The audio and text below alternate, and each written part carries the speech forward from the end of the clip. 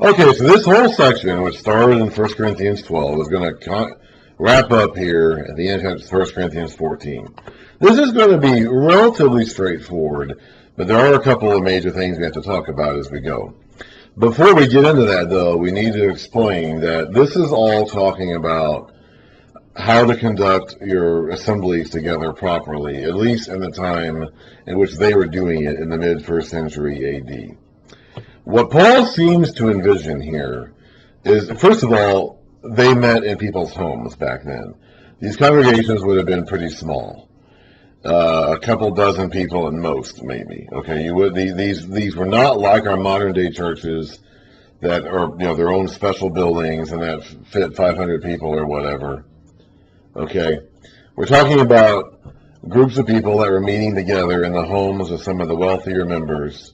People who are wealthy enough to have their own home that had no space for a meeting. And there may have been a dozen, 2 dozen people there. There would not have been very many. It would not have been much more than, say, a small group. A lot of churches today, including, I think just about every self-respecting church in some form or fashion has a small group ministry of some kind. And so these house churches in Corinth at this day and time would not have been a lot more than what we would call a small group meeting. Okay, there wouldn't have been that many people there. There would have been maybe a couple dozen at most. Their houses wouldn't have fit any more than that. So we're not talking about like a large assembly of 200, 300, 400 members in a big building or sanctuary or whatever. That just wasn't the case at this point in time. And Paul seems to be envisioning a scenario in which everybody is basically like speaking. Okay, you've got, again, think of it more like a small group meeting, or maybe some kind of class. You've basically got, let's say, 2 dozen people, maybe, let's just say 30, let's run off to say 30. You've got 30 people in a meeting room area in somebody's house or open court of someone, whatever, of someone's house. It would have been somewhat like a synagogue. I mean, they would have taken the idea from the synagogue meetings, or they would have adapted it somewhat to their own purposes. You probably would have had a leader. You would have had an elder or a leader or a pastor of some kind who would be kind of overseeing the discussion in some way or another. But clearly, there was meant to be more than one speaker. It is not like most services today where one guy gets up and speaks for an hour or whatever, and everybody else just sits there and listens. Clearly that is not happening here. What Paul's about to talk about bears no similarity to the kinds of services that I've been to, at least in my day, where the congregation kind of sits in pews or in chairs, and they look up at some dude who's standing on a podium or a pulpit or a platform or a pedestal or something, and he gets up there and he starts talking for 15 minutes or 30 minutes or 45 minutes or whatever. That is not happening here. This is more like an assembly, or almost like a town hall kind of meeting, where you probably do have like a leader or maybe 2 leaders kind of moderating the discussion, but clearly there are people getting up and speaking throughout this meeting. Like they're not all just sitting there listening to someone talk. They are taking turns speaking. Different people are saying things at different times. And I think we can envision it more like what we would consider like a town hall meeting than anything, where you might have like 1 or 2 guys kind of moderating the discussion, but then they hand the microphone, so to speak, because they didn't have microphones, but they hand the microphone to someone who stands up and gets called on, and that person says something or asks a question or something, and then someone else responds to that. Like it seems to be more like, maybe even like a classroom. Like an open forum in a classroom or a town hall. Like today, we have services where you have a guy who gets up there and speaks, and everybody else just listens to him. But that is clearly not what's happening here. Now, Paul would have done that a lot. Okay, we have records of him doing that in Acts. Okay, but what he's talking about here at the end of 1 Corinthians 14 is a kind of assembly that does not bear much similarity to the worship services that we conduct today, or at least that I've ever been a part of. So that's the first thing to keep in mind. And then the second thing, of course, is going to deal with what about his comments about women here in the middle of this section, and we'll get to that as we go. Okay, so what shall we say then, brothers? When you come together, so this is a summary of his section, of this entire section, which he started at the beginning of chapter 12. So what do we make of all of this? When you come together, everyone has a hymn or a word of instruction. So people come together with songs that they want to sing, or a word of instruction, a revelation, a tongue, or an interpretation. So when you get together, like everybody has something that they want to say when they come to the meeting. All of these must be done for the sake of strengthening the church. So these are all good things. If anyone speaks in a tongue, 2 or at the most 3 should speak, 1 at a time, and someone must interpret. If there is no interpreter, the speaker should keep quiet in the church and speak to himself and God. So if you are speaking in a tongue and you have something to say, only say it if there's an interpreter to either you or somebody else to communicate what you're saying to the rest of the people. Otherwise, keep quiet. 2 or 3 prophets should speak, and the others should weigh carefully what is said. If a revelation comes to someone who is sitting down, the first speaker should stop. So presumably the speaker is standing up.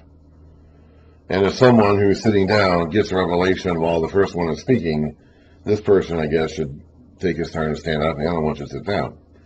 You can all prophesy in turn, so that everyone may be instructed and encouraged. The spirits of prophets are subject to the control of prophets.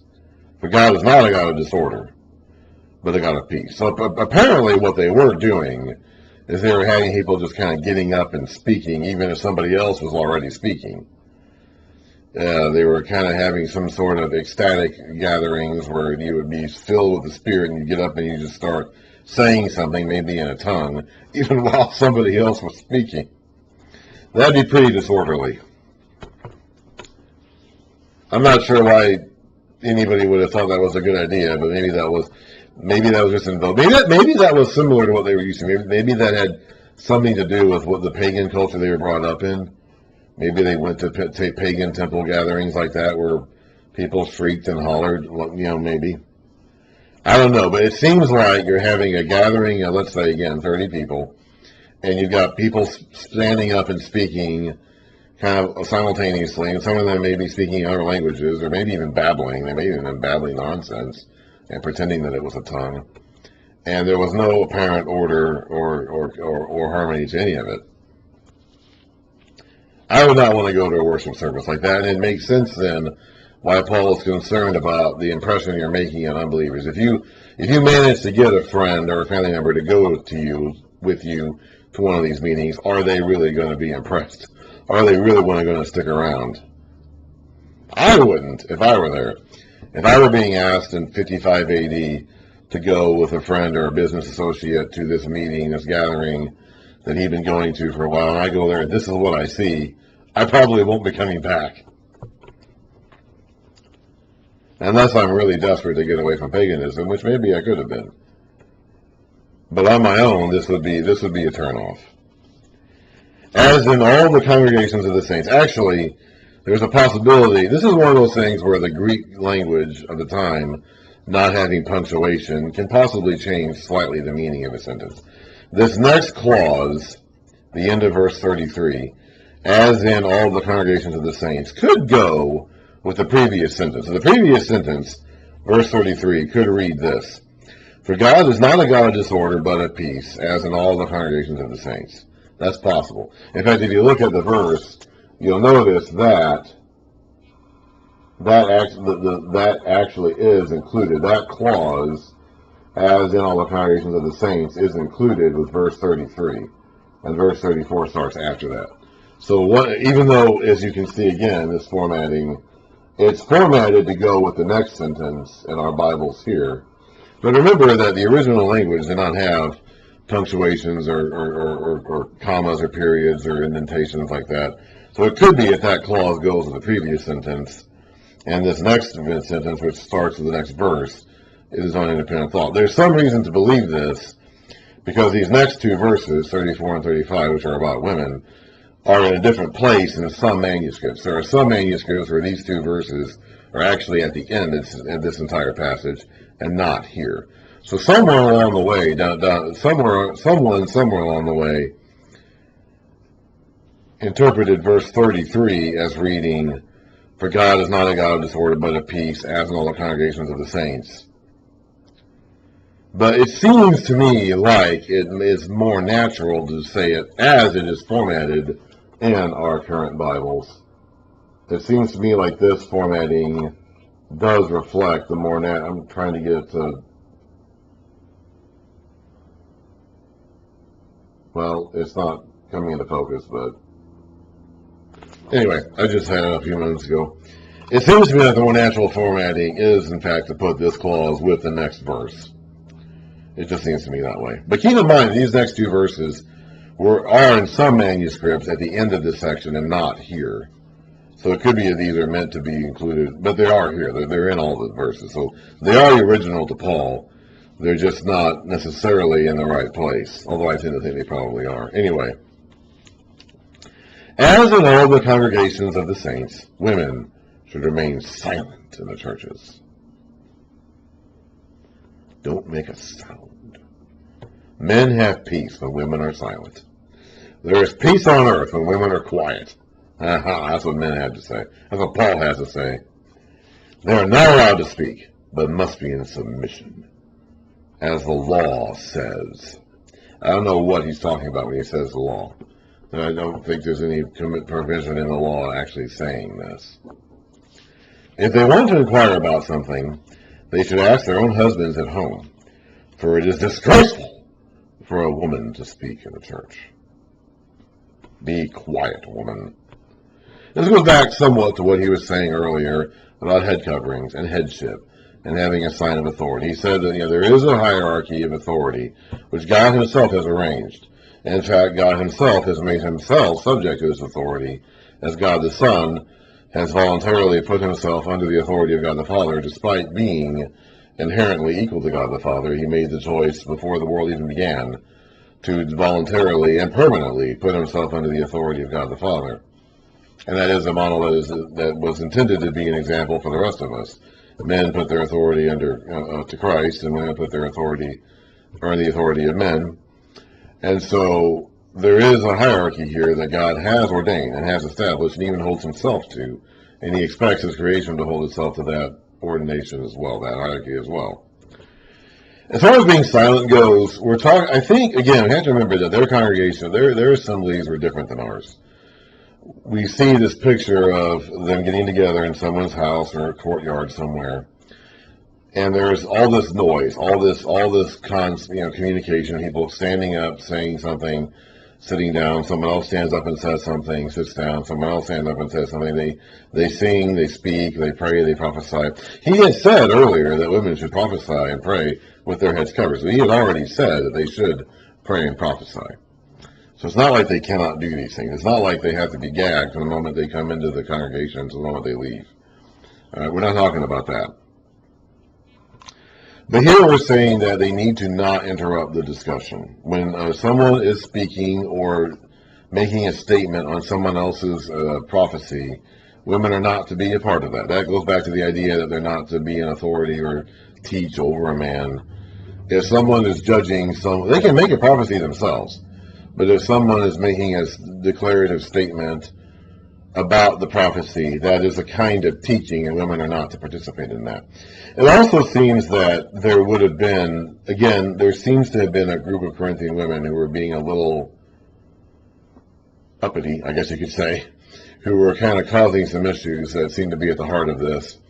Another thing you have to remember is that women would have been less educated in general than men in the ancient world, so they would have just known less. When it comes to asking their husbands questions, some of them would have been, I suppose, like when they hear something they don't understand, they would have been turning to their husbands and saying, "Explain that to me."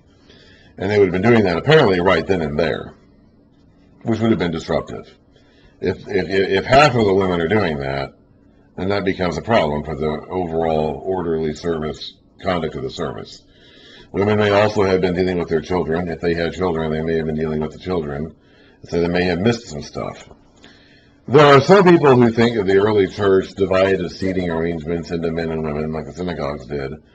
So the women may have even been on the other side of the room than the men, and so if they're calling back and forth saying their husbands explain this to me, that would cause a lot of division. That seems a little comical to me if they would have been doing that. I can, however, see some of these women interrupting the discussion to have their husbands explain something that they just heard and didn't understand. I can definitely see that, because I've seen that. Like, even in some of my family gatherings, I see that.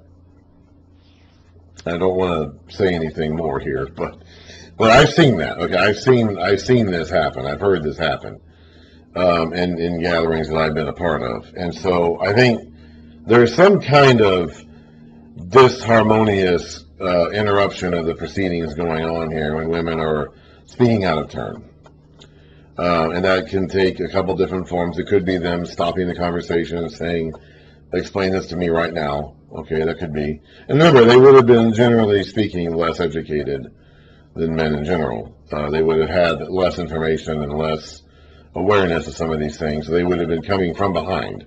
They would have been starting from a farther back position in terms of their overall knowledge about these things to begin with. And so they would have required extra effort to get higher up in knowledge and maturity. And Paul's saying they should do that. I mean, he's not saying that you should keep them in a state of immaturity. He doesn't want that. So he is saying they should be taught. They should be, their questions should be answered. But there is a time and place for that, and the time and place for that usually isn't going to be in the middle of the assembly. Did the word of God originate with you? No, it did not. Are you the only people it has reached? No, they are not. If anybody thinks he is a prophet or spiritually gifted, let him acknowledge that what I am writing to you is the Lord's command. That's about all the stuff he's talked about, not just about the women issue, but all this stuff. If he ignores this, he himself will be ignored. Or if he's ignorant of this, let him be ignorant. Therefore, my brothers, be eager to prophesy, and do not forbid speaking in tongues, but everything should be done in a fitting and orderly way. That is ultimately what this is about. Now, I have never attended a worship service that looks anything like what Paul is talking about here. I could say that I have attended some small group meetings or classes that are somewhat like this in nature, but we wouldn't call those today like full assemblies of the congregation. As it turns out, we don't have any prescriptions anywhere in the New Testament for what our worship services should look like when we get together. Nothing.